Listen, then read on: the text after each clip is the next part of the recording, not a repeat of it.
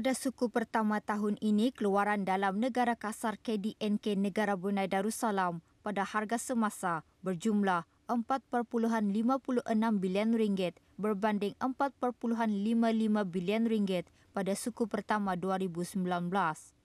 Sektor minyak dan gas merangkumi aktiviti perlombangan minyak dan gas dan pembuatan gas asli cecair LNG bernilai RM2.4 bilion yang menyumbang sebanyak 52.3% kepada jumlah nilai tambah kasar GVA. Sementara, sektor bukan minyak dan gas yang kini termasuk aktiviti hiliran seperti pembuatan produk petroleum dan kimia menyumbang sebanyak 47.7% dengan nilai RM2.2 bilion. Pada harga tetap, KDNK pada suku pertama 2020 meningkat 2.4% tahun ke tahun. Ini adalah disebabkan oleh peningkatan dalam sektor bukan minyak dan gas. Manakala, sektor minyak dan gas mencatatkan penurunan. Peningkatan dalam sektor bukan minyak dan gas adalah terutamanya disebabkan oleh aktiviti hiliran termasuk pengeluaran baru produk petroleum dan kimia dengan nilai tambah kasar sebanyak RM294.9 juta pada harga tetap. Manakala, penurunan dalam sektor minyak dan gas adalah terutamanya disebabkan oleh penurunan pengeluaran minyak mentah daripada 126.9 ribu tong sehari pada suku pertama 2019 kepada 116.2 ribu tong sehari pada suku pertama tahun ini. Manakala, pengeluaran gas asli juga menurun daripada 35.5 juta meter padu sehari kepada 34.8 juta meter padu sehari pada tempoh masa yang sama. Selain itu, pengeluaran LNG menurun kepada 1,1,467 MMBTU sehari pada suku pertama 2020.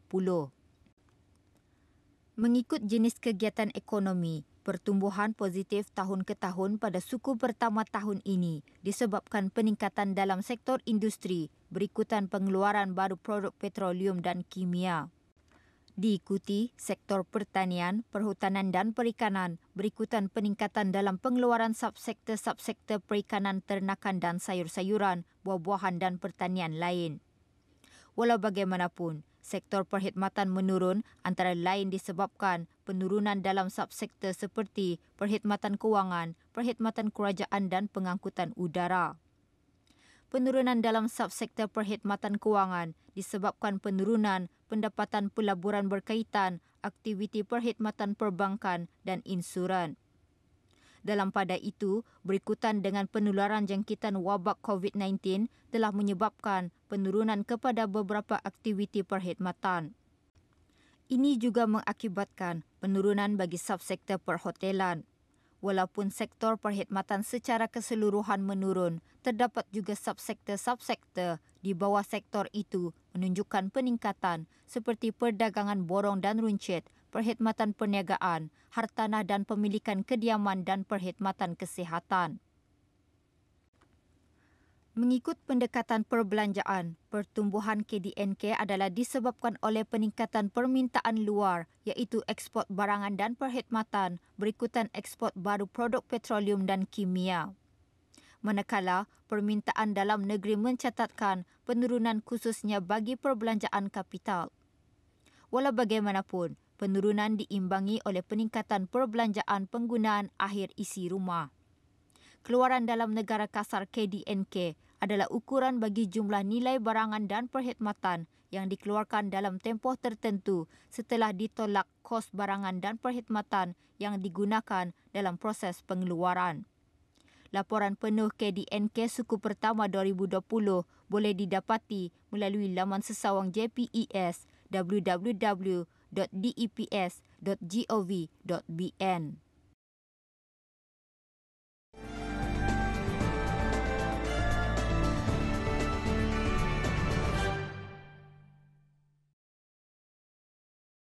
Syarikat Hakuri Agrifarm mampu mengeluarkan lebih 3,000 kilogram bersamaan dengan 3.1 tan hasil tanaman seluas 4 ekar bagi fasa pertama tahun ini.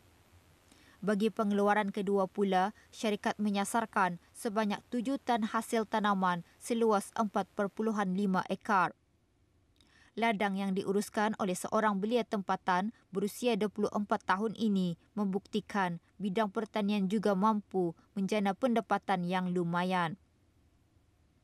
Awang Ahmad Hamizan bin Haji Halidi sudah terbiasa dengan aktiviti berkebun sejak kecil lagi dan atas dorongan keluarganya itu, beliau meneruskan perusahaan tanaman jenis sayur-sayuran dan buah-buahan di bawah projek rintis berkebun di Lot 108, kawasan kemajuan pertanian KKP Bertumpu Masin seluas 2 hektar.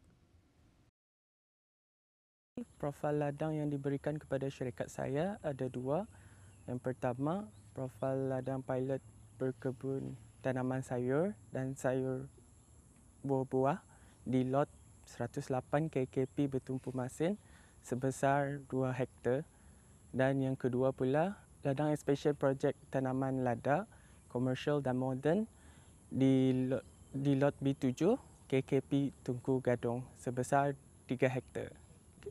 Jenis-jenis tanaman yang diusahakan oleh syarikat itu tanaman utama, lada besar, lada Thailand dan lada susu. Lada susulan pula bindir dan lada cash crop iaitu yang cepat tuai seperti timun, terung, petola, labu dan kapayas. Syarikat ini menggunakan teknologi sistem rumah hijau dan vertigasi, sistem semburan halus batas dan sistem hidroponik. Penghasilan ladang dipasarkan di pasar borong dan gerai sayur-sayuran. Selain itu, syarikat juga menghantar hasil tanaman ke restoran dan orang persendirian. Bagi rancangan masa depan, Awang Ahmad Hamizan berhasrat untuk mengeluarkan penghasilan lada segar 2 kali ganda, memproses lada botol dan menambah tapak kawasan yang sesuai bagi penanaman lada. Bagi merealisasikan impiannya itu, pihak kerajaan khususnya Jabatan Pertanian dan Agri Makanan terus menghulurkan inisiatif dan bantuan kepada syarikat berkenaan. Inisiatif dan pihak kerajaan daripada Jabatan Pertanian dan Agri Makanan telah memberikan bantuan seperti nasihat dan bimbingan yang berterusan bagi meningkat penghasilan ladang dan memajukan syarikat melalui pemantauan yang berterusan. Kedua, memberikan kursus-kursus dan latihan mengenai aplikasi teknologi pertanian baru seperti vertigasi. Dan ketiga, menjemput syarikat-syarikat bagi program-program baru untuk mengembang majukan lagi syarikat, pengeluaran syarikat dan pemasaran untuk perkembangan syarikat dengan lebih konsisten, kompeten dan berdaya saing. Saya mengucapkan ribuan terima kasih kepada Kerajaan Kebawah Duli melalui Jabatan Pertanian dan Agri Makanan, Kementerian Sumber-Sumber Utama dan Pelancongan kerana memberikan saya peluang untuk mengusahakan kawasan atau tapak di KKP Tunku Gadong.